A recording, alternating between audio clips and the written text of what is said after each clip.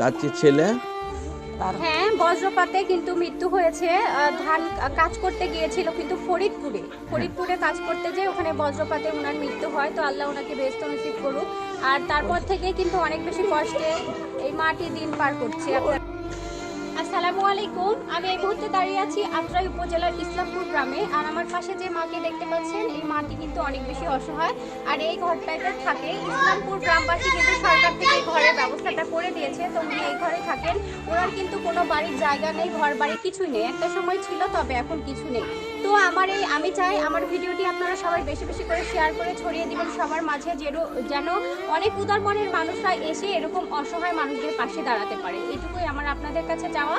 আর Saudi প্রবাসী ছোট ভাই রাজীব কিন্তু আমার মানবিক কাজে এগিয়ে এসেছে এবং আমার প্রত্যেকটা কাজে আমি রাজীবকে পাচ্ছি সবসময়। অনেক দোয়া রইল রাজীবের জন্য, এবং রাজীবের বাবা মারা গেছে, ওনার জন্য আল্লাহ যেন ওনাকে বেহেশত নসিব করে। এবং ছোট ভাই রাজীবের পক্ষ থেকে কিন্তু আমি আজকে বাজার করে নিয়ে এসেছি এই মাটির জন্য। তো এখানে সবকিছু মুরগি, সবজি, তেল সবকিছু আছে এখানে।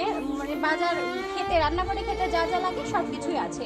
তো আপনারা যদি সবাই একটু একটু করে এগিয়ে আসেন এবং এই অসহায় মানুষগুলোর পাশে দাঁড়ান, তাহলে সবাই কিন্তু একটুখানি হেল্প পায়, তারা একটু ভালোভাবে খেয়ে পড়ে তাদের দিন পার করতে পারে। তো আমি চাই সকলেই যেন ভালো থাকে, পৃথিবীর সকল মা, সকল এতিম বাচ্চারা। আমি চাই সকলের পাশে দাঁড়াতে। আপনারা এগিয়ে আসলেই কিন্তু আমি সব জায়গাতে পৌঁছে যাব। আমি চাই আপনারা সকলে এগিয়ে আসুন এবং এরকম অসহায় মানুষদের পাশে দাঁড়ান। এইটুকুই আমার আপনাদের কাছে যাওয়া। তো আপনার দিনকাল তো অনেক বেশি কষ্ট করে কাটছে, যতটুকু শুনলাম, একটু যদি বলতেন। তাই কাটিতে মা, আমার খুব কষ্টের দিন যাচ্ছে না। তো সকলে যদি একটু হেল্প করে, দেখাশোনা করে, তাহলে আমি ভালোভাবে আমার জীবনটা কেটে যাবে মা।